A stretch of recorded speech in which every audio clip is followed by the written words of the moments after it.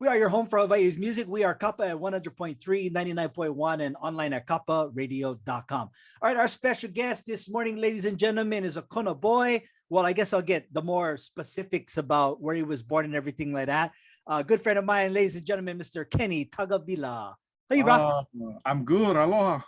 Man, so How tell me, you? like, first, I know you from, we originally became friends from the biker world.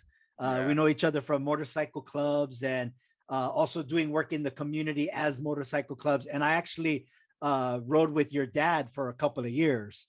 So Yeah, that's yeah, kind yeah. of how I know you. But where were you? Tell us your story. Were you born, born and bred Kona boy? Where you went to Um, school? yeah, pretty much. I was born and raised in South Kona, Hononau and KA, and my family all originates from KA and Napopo and Hononau area, and so I grew up there, and I went to Hononau elementary and intermediate, and then um my parents split, and we moved to Hilo, which with my mom, which at the time I didn't like that at all. But then now that I'm older, I'm glad that I got that experience to Yeah, yeah. experience. What didn't you like? The weather? I mean, the rain? I just didn't like that we had to go stay with my mom and Yeah, yeah, yeah. farther away from my cousins that I was close with. And we had a lot of family and stuff in Hilo, but I wasn't as close with them as my Kona cousins. So yeah, at the time I didn't like it, but it made me who I am today though. Now. What year did you grad? 97. Oh, young buck, you still. Oh yeah, yeah. So time is just flying now, though, right? Yeah, yeah.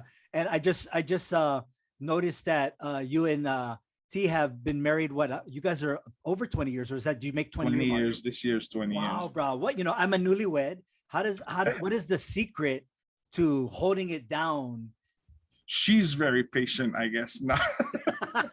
She loves bikes. You're lucky, Yeah, yeah. boo. You're so lucky. She loves motorcycles, Oh man. yeah. No, you know what? She's one hard-headed girl, but she's very headstrong and she knows what she wants. Very goal-driven, and I think that's what I needed, something like that, because I'm just on Kolohe boy, right? That whatever's anything goes, and just get in trouble and it's all fun. But she really holds it together and is like, come on, you need to get it. This you can do this, you can do that. So I'm blessed in that way. Yeah.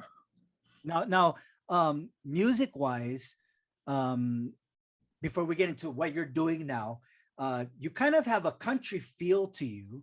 Um, and one of the things that I think I noticed from that is like if you look at it, it's like, okay, you ride a motorcycle, you're a truck driver, right? You're from the South, which is kind of more country. I mean, that kind of is that image without you being a cowboy. It's kind of that countryness, yeah. Yeah, just on good old country boy, I guess. I don't hear that much.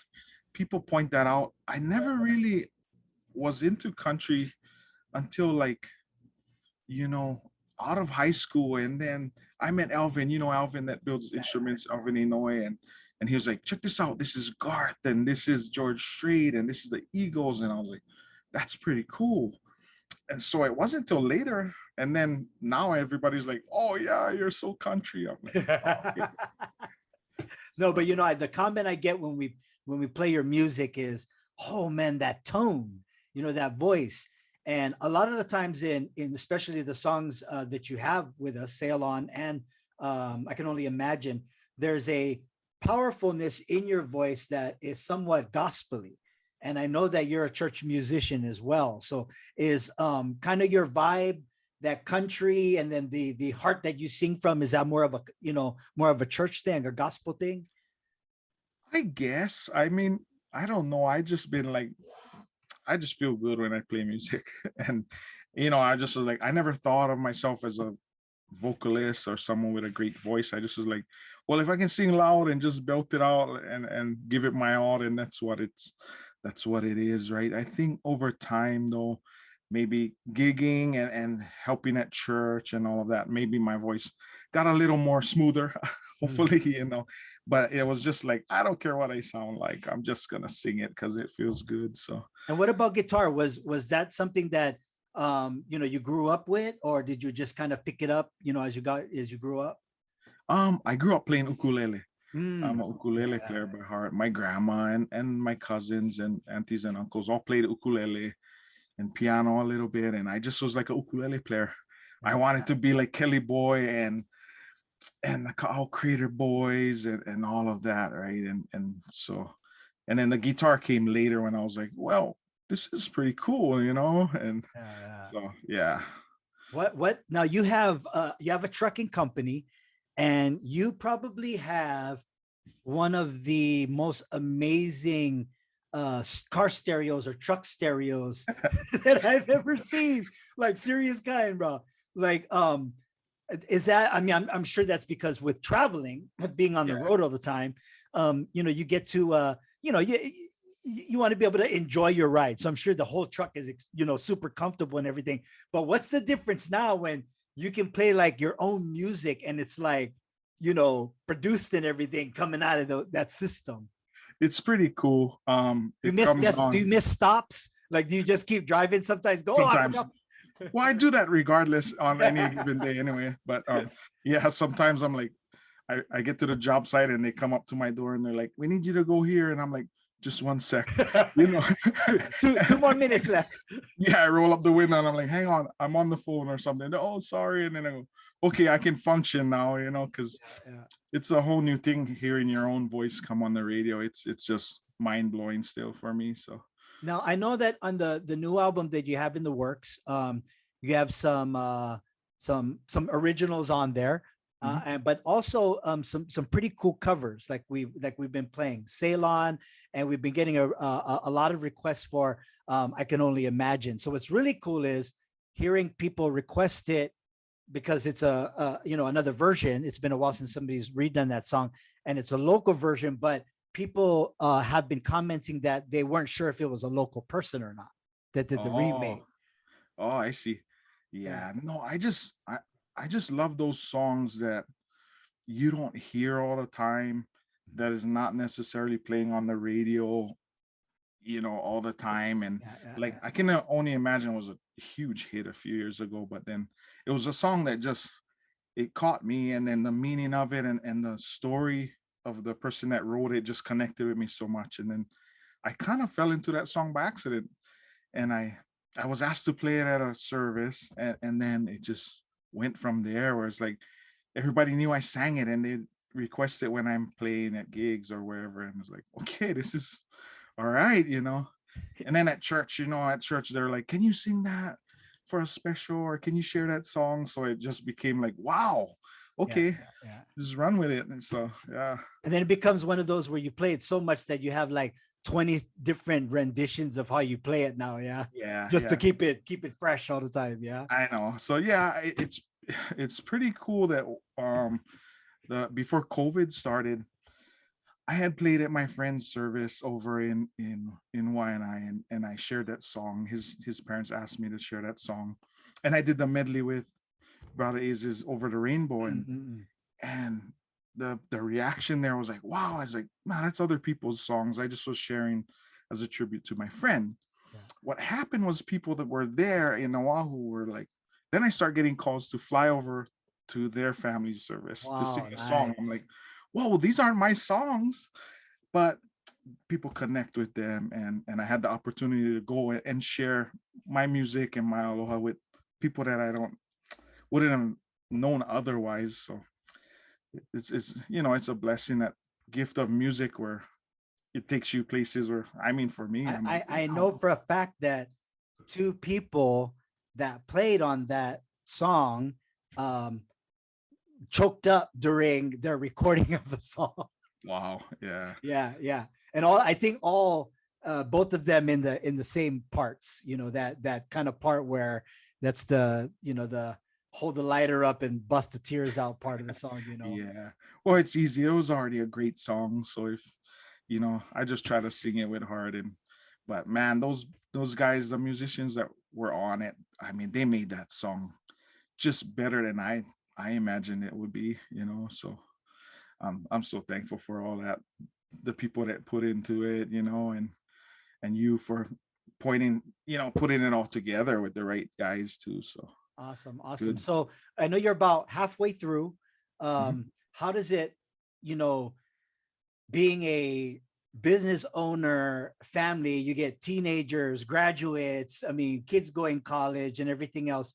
Um, was it a difficult decision to want to put in the effort to record? Because most people say, oh man, like I'm like this age already. I don't have the time. You know what I mean? But you're kind of proving that, hey, if you just kind of, you know, work a little bit extra on, Yeah, yeah.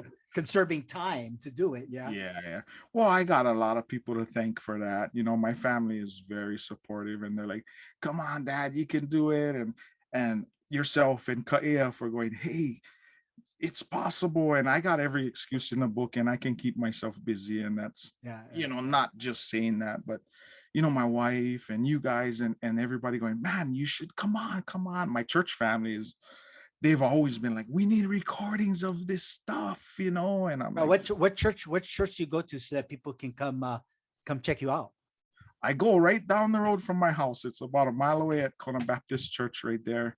Right on, right Um, on Pu'uloa, in between, I guess, double lanes, right? Tanaka Hill and Tashima's. It's right in between there. right on, right So on. it's easy, right? I can't really have an excuse to not go because it's like walking distance if I had to. But Right on. Well, people, of course, can get the CD on all the digital outlets, Apple, iTunes, all of that. And of course, when are you going to? When it's over? I guess I'll ask you this now because I could have asked you this off air too. But yeah. you think you will do now that with things opening up? You think that when the album's done, you be doing like some kind of CD release with a live performance and all that, non Zoom. You know what I Yeah. mean? With an actual audience. I think so. I think so.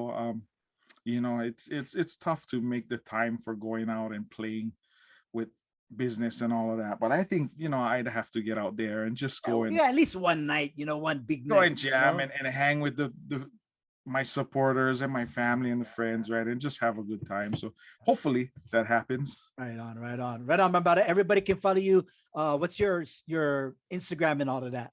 Facebook. Um my Facebook is Kenny N Tia Tagavilla with the capital N, right? You And smart man. You do it the safe way. Can't get in yeah, trouble well, like that when you share. yeah, I know. I just, once in a while I get on and she's like, "Hey, you're not answering." So we share. I have an Instagram page for my music. It's just Kenny Tagavilla on there. So, I try to put some music stuff every now and then.